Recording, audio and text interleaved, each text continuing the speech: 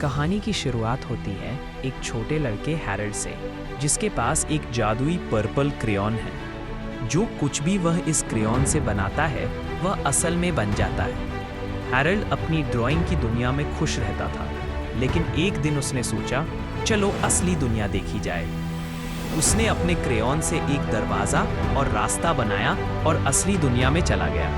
वह सब कुछ नया और असली था। लोग, पेड़, गाड़ियाँ। वो घूमते घूमते एक प्यारे परिवार से मिला, माँ और उनका छोटा बेटा। वह परिवार उसे अपनाता है और हैरल्ड को पहली बार महसूस होता है कि सच्चा अपनापन और घर क्या होता है। लेकिन उसी समय एक लालची आदमी को हैरल्ड के जादुई क्रेयॉन के बारे में पता चलता है। वह आदमी सोचता है कि अगर ये क्रेयॉन उसके पास आ जाए तो वह जो चाहे बना सकता है। वह हैरल्ड को धोखे से फंसाता है और क्रेयॉन छीन लेता है।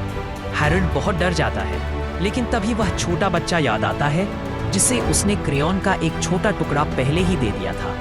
उसने बच्चा उस टुकड़े से एक चाबी की बना दी और उसकी मदद से हैरल्ड को लालची आदमी के जाल से बचाया जाता है। अब हैरल्ड समझता है कि यह क्रेयॉन सिर्फ जादू नहीं बल्कि कल्पना, दोस्ती और समझदारी का प्रतीक है। लेकिन लड़ाई अभी खत्म नहीं हुई थी। हैरल्ड और लालची आदमी के बीच क्रेयॉन के इस्तेमाल और दुनिया को बचाने की लड़ाई होती है। लालची आदमी अपने जादू से शहर में अराजकता फैलाता है।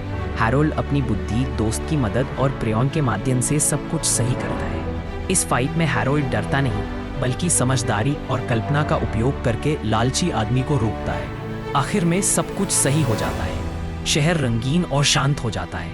हैरल्ड मुस्कुराता है और अपने क्रेयॉन का इस्तेमाल केवल सुंदर चीजें बनाने के लिए करता है।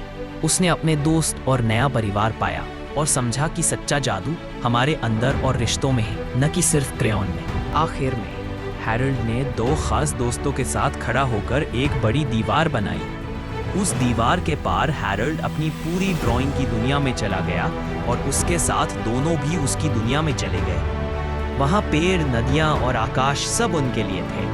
हैरल्ड मुस्कुराया और सोचता रहा कि सच्चा जादू उसकी कल्पना और उनके साथ बिताए लम्हों में है।